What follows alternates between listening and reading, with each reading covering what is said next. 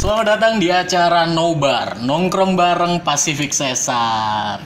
Hanya di acara Nobar, teman-teman, kita bisa kenalan dengan pemain-pemain basket milik Pacific Caesar Surabaya. Pastinya hanya di channel YouTube Pacific Caesar Surabaya.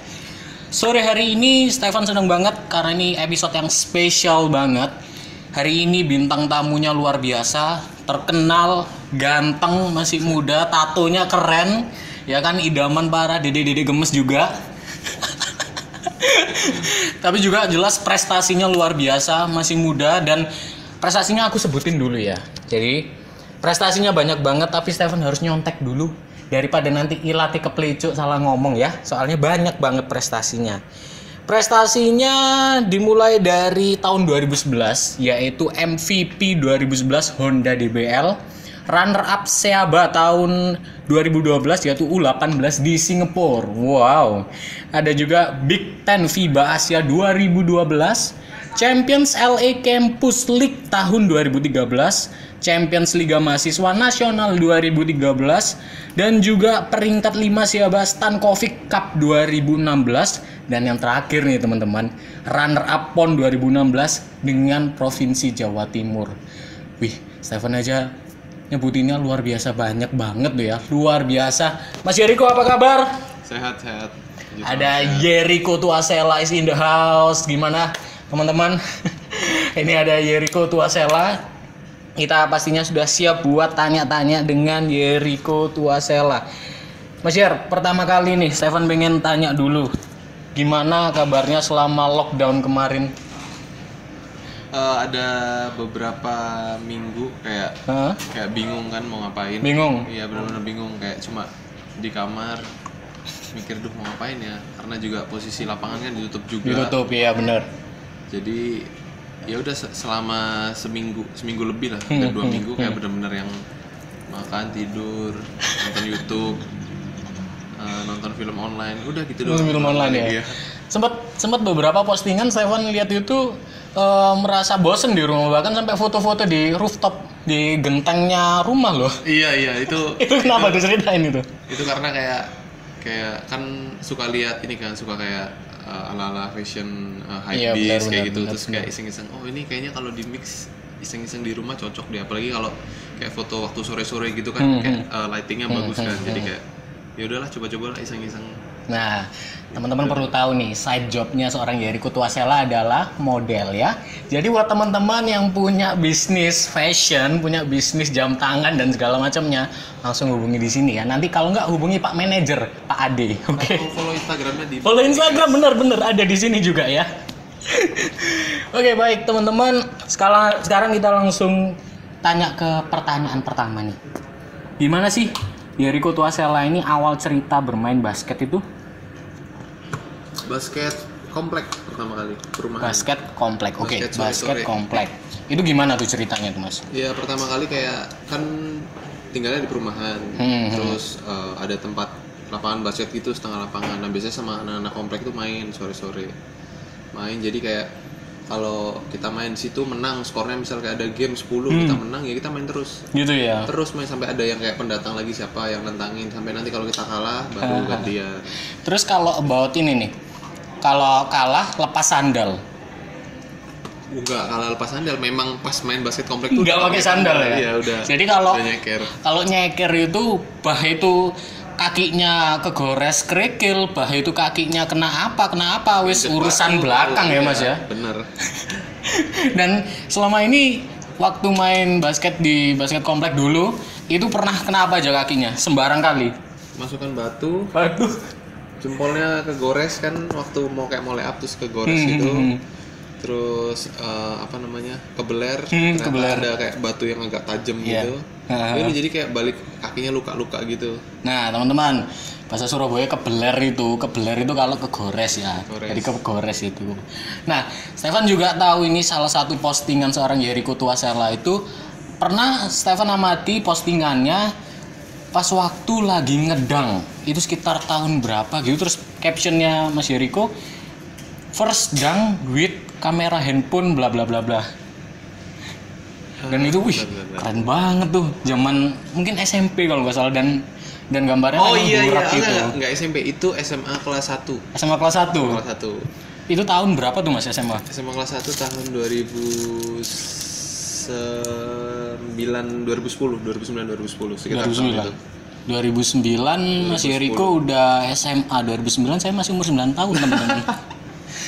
Itu berarti ngedang nggak jauh dari rumah ya lapangannya? Iya, ya? itu lapangan komplek. Lapangan komplek itu ya. Dan itu posisinya nyeker juga. Sampai sekarang juga masih sering main di situ. Sekarang udah lebih ke lapangan 5 lawan 5. Soalnya sekarang kan peminat basket lebih banyak kan. Kalau dulu kan masih belum. Dulu masih pada sepak bola. Oke. Berarti background seorang Yeriko Tuasela ini bisa dikatakan streetball begitu? Iya, bener. Streetball ya. Culture-nya dari culture basket jalanan. Boleh nggak singkat Mas?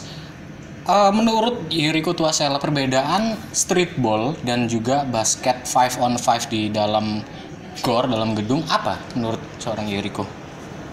Kalau streetball itu ada seni di mana kita bisa nipu musuhnya, nipu defendernya dengan bener-bener kayak 100% kamu tuh ketipu. Sedangkan kalau di basket konvensional biasanya kan kayak pokoknya asal drive, hajar, musuhnya masih mepet, tahu-tahu udah di boring. Karena cuma kena power, dia punya power jadinya lebih kuat.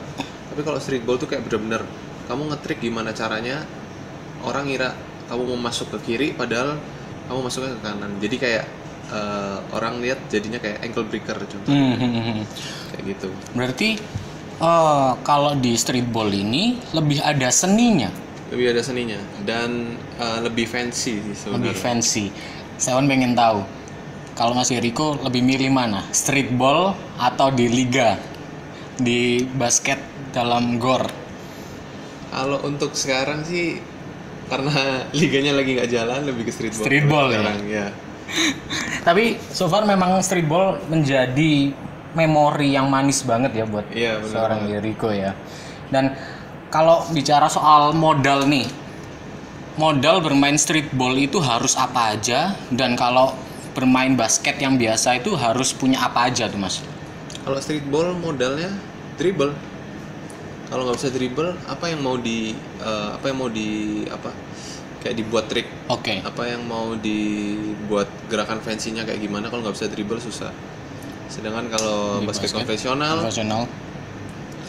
kamu cuma bisa dribble tapi nggak bisa shooting sama aja. Kamu cuma bisa shooting tapi nggak bisa dribble sama aja. Jadi kayak musuh itu udah tahu harus ngapain. Karena di streetball kan ada peraturan di mana kita jaganya harus mepet, nggak boleh dijarakin. Kalau di basket konvensional bebas, kita mau jarakin bisa, mau mepet juga bisa. Gitu. Jadi buat teman-teman yang pengen tahu, penasaran gimana sih seninya streetball, bisa langsung calling Mas Yeriko ya. Bisa nanti dapat jadi trainernya dari teman-teman semuanya. Bisa kan Mas? Bisa diatur ya nanti ya. Tinggal kontak WhatsApp aja. Lanjut Mas. Apa yang membuat Yeriko ini tertarik dengan basket? Apakah karena dulu suka aja, atau dulu karena ikut ekskul, atau dulu ada bintang basket yang jadi panutannya Yeriko? Kalau dulu waktu kecil bintang basket tetap lihat ke Michael Jordan. Dan pertama kali tahu Michael Jordan itu sebenarnya dari video klipnya Michael Jackson waktu itu, yang dia collab sama Michael Jordan. Iya. Terus ya udah tahu kan itu Michael Jordan segala macam. Cuma waktu itu posisinya masih jadi atlet badminton. Oh, masih jadi badminton. Iya, dulu sempat badminton. Oh ya, terus lanjut Mas. Terus ya udah kan, karena badminton ekskulnya di dalam gedung, lapangan bulu tangkisnya dan kan di atas. Sedangkan basket kan outdoor di bawah. Jadi sering ngintip gitu kan. Yang olahraga basket. Terus lama-lama kayak kok kayaknya lebih tertarik di basket daripada di badminton, karena saya ngerasa badminton kayak ya udah monoton gitu doang. Mukul gitu udah nggak ada seninya gitu kan. Karena kan basket tuh ada yang kayak ya itu yang balik lagi ada trik-trik itu tadi, seninya itu tadi. Ya. Oh, jadi karena berawal dari nonton Michael Jordan itu tadi. Akhirnya sering lihat.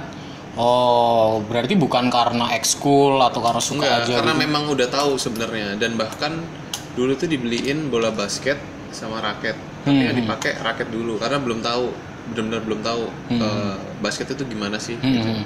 Terus setelah ngeliat kok Michael Jordan ini keren ya. Jadi aku kayak ngerasa ada, wah ini kayaknya bakal ada something yang bagus nih kalau misalkan bisa jadi pemain basket kayak Michael Jordan gitu. Jadi itu tahun berapa itu Mas mulai nonton Michael Jordan itu dan mulai tertarik untuk mendalaminya? Kelas 3 SD. 3 SD. Wow. Berarti 3 SD udah mulai tertarik ya dan Iya. Di situ udah mulai main-main basket. Baru pegang bola. Baru pegang bola. Itu kayak baru benar-benar cuma dribble terus kelas 4 masih belum ikut ekskulnya, cuma udah tahu cara dribble segala macam. Tapi tetap ikut badminton. Terus akhirnya pas kelas 5 mulai lebih fokus ke basket. Badmintonnya udah pelan-pelan ditinggalin gitu. Saya pengen tahu ketika Jericho ini mulai semakin serius, itu mulai tahun 2011 itu ya, mulai DBL itu. Mulai DBL. Sebenarnya mulai intens latihan. Mulai latihan basket itu tahun 2006 2007 itu intens karena ada tim sekolah yang ikut DBL, jadi kayak setiap sore dan setiap hari itu latihan sekolah. Terus akhirnya setelah SMP itu kan kita masuk final nih. Kita juga sebenarnya dulu nggak nyangka sih sampai kayak bisa masuk final satu Surabaya dan Sidoarjo. Terus akhirnya setelah final ditawarin lah masuk SMA di Surabaya, di beberapa SMA Surabaya. Oh gitu. Jadi mulai intens sekitar tahun 2006. Itu kalau yang pas waktu itu postingan di Instagram yang terbaru ini mungkin beberapa hari lalu yang Mas Jericho posting bahwa itu adalah momen awal masuk DBL sampai ke Australia. Oh iya. Itu gimana tuh, ceritain dong Mas? Itu kan awal mulanya ya dari DBL itu. Dari DBL. Berarti itu momen mulai serius itu ya Iya, di video itu. Mulai yang benar-benar ternyata bener dugaanku kalau basket tuh ada something bagus nih gitu ya. Ikut basket gitu. Nah, saya pengen tahu respon orang tua ketika Jericho mulai semakin intens di basket, apalagi sudah sampai terpilih sampai ke Australia, tandanya kan skillnya Jericho ini nggak main-main kan. Respon dari keluarga besar, dari orang tua, mensupport kah? Enggak.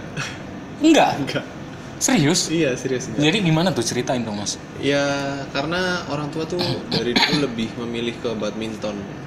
Oh badminton? Ya, karena berarti keluarga ada background badminton misal? Enggak, mama taekwondo sih. Taekwondo? Iya. Oh kalau papa? Papa dulu cuma sempat ikut jadi lari maraton. Lari maraton. Tapi lebih sukanya kalau mau jadi atlet yaitu atlet badminton. Iya badminton, karena orang tua merasa di badminton lebih menjanjikan gitu. Tapi seiring jalannya waktu, skill bertambah, keterima sampai kepilih jadi ke Australia, akhirnya mendukung ya? Akhirnya tetap nggak didukung juga sampai jadi sekarang kayak sebenarnya bukan nggak didukung sih, didukung cuma kayak mereka tuh kayak cuek gitu, jadi nggak mau tahu ngelihat prosesnya Jericho kayak gimana. Paling nanti kalau udah dapet hasilnya kayak misal juara atau apa, ya udah cuma selamat gitu doang. Tapi kalau badminton kayak iya nih raketnya nggak apa-apa, ini kayaknya, jadi mereka tuh kayak benar-benar lebih cek, gitu ya, cek segala macam keperluan gitu. Kalau basket kayak benar-benar aku sendiri yang ngurusin gitu. Nah berarti awal itu memang keluarga besar dan juga orang tua lebih mendukungnya ke basket, meskipun sekarang sudah berpenghasilan dari basket. Apa komentar orang tua? Masih tetap nggak mendukung? Sebenarnya mama udah mendukung. Cuma papa kayak masih yang ya udah gitu. Iya, ya udah. Udah yang penting sekarang udah kerja gitu kan. Pokoknya hati-hati. Cuma gitu gelagatnya tuh kayak yang cuma masa sih di basket bisa masih tetap kayak gitu. Iya. Tapi Jericho sendiri menghadapi itu dan juga menyikapi hal itu dengan bagaimana? Dengan ya main bagus aja di basket, maksudnya dengan tetap terus berprestasi. Ya, tetap bikin something yang orang tuh ngelihat, Jericho nih di basket ada prestasinya, jadi orang tua pun juga tahu gitu. Nah, ini satu hal menarik yang sempat Stefan tahu, yaitu di postingan, salah satu postingannya dulu itu Jericho pernah posting foto lagi SMA atau SMP mungkin, lagi syuting basket gitu, masih pakai seragam sekolah, dan di situ captionnya, wah seru ya dulu zaman sekolah main basket diliatin cewek-cewek. Iya. Itu gimana dulu Mas? Memang setiap pulang sekolah memang suka main basket. Iya, jadi dulu waktu SMA itu memang di sekolah tuh banyak banget yang seneng basket. Dan sebenarnya juga saya nggak expect kalau ternyata di sekolah yang waktu itu anak-anaknya pada doyan basket semua. Oke, gitu. Terus ya udah setiap pulang sekolah ternyata kayak kita selalu main basket dan timnya tuh kayak random gitu, bisa dengan siapa aja gitu. Nyekeran ya pastinya ya. Enggak, kalau sekolah udah pakai sepatu. Pakai sepatu. Udah pakai sepatu. Terus akhirnya kayak karena anak-anak famousnya waktu itu dengan basket pulang sekolah, terus kayak yang anak-anak cewek pada nonton ngeliatin apa segala macem kan, jadi kayak vibes-nya lebih dapet kan, jadi kayak gitu ya.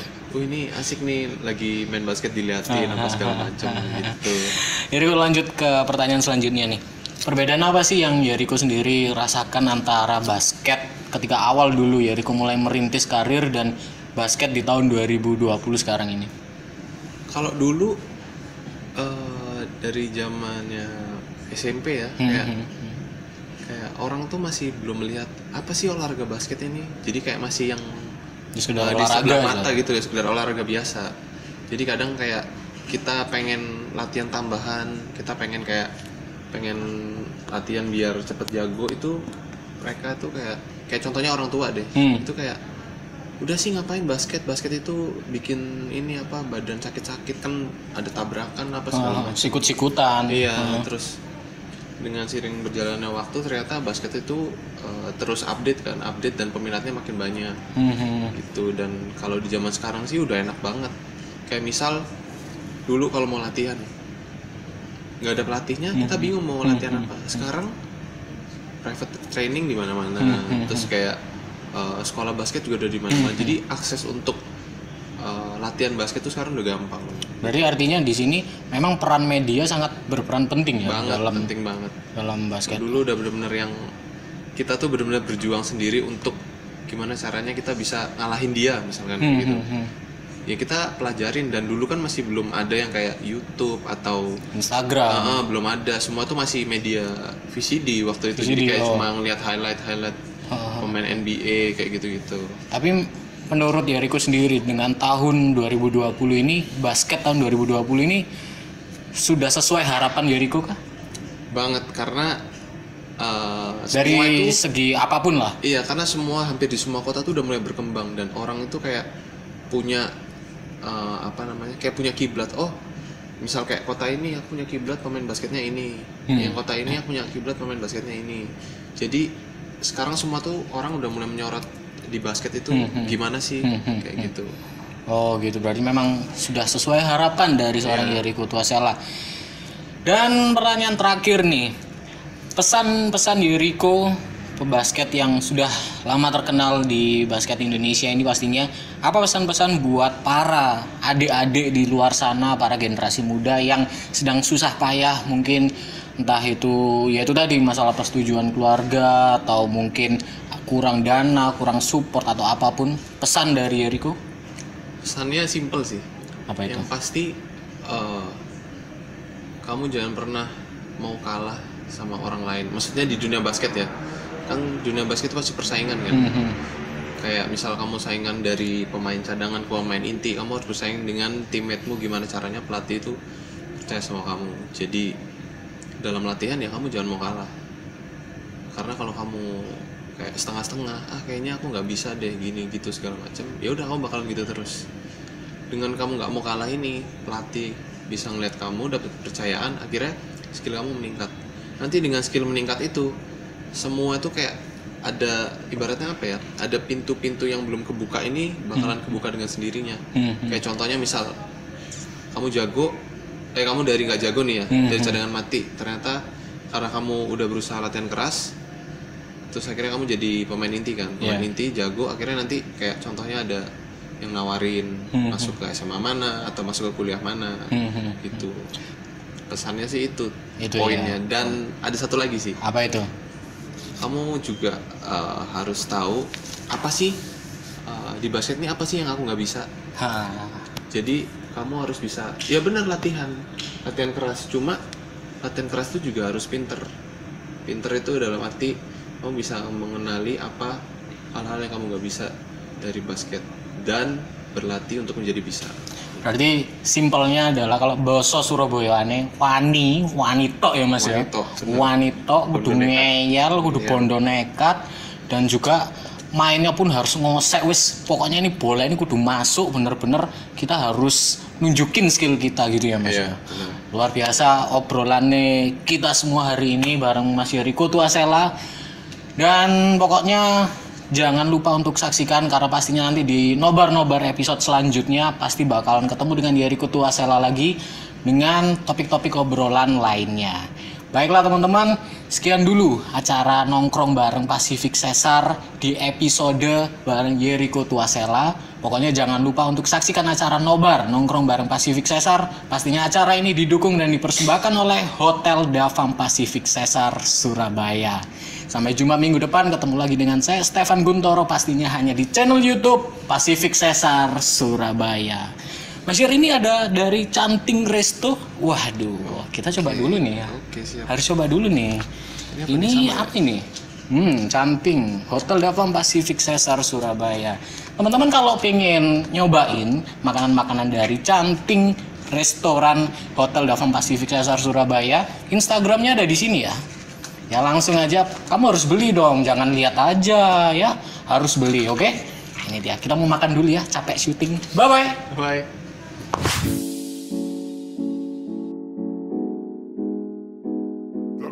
This is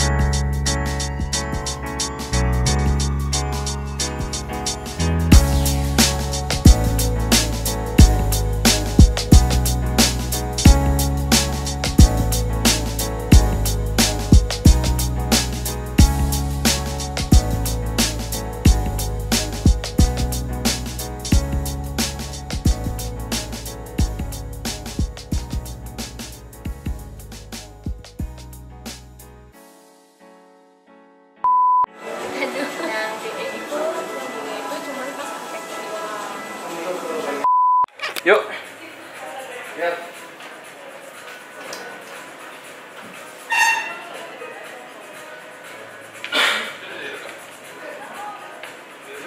Di situ.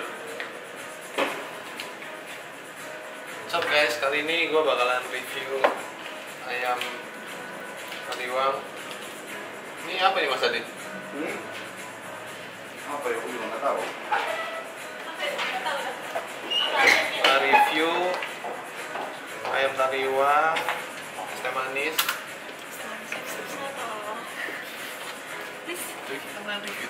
Oh enggak, ntar sambil ngobrol sambil ngemil-ngemil aja. Tapatin dulu dah. Ini cuma dicari. Hah? Gak apa-apa. Depan tak cari SMK buat dari operator adekku di SMK. Sebut aja ayam bumbu jaya karena ini udah ayam taliwang.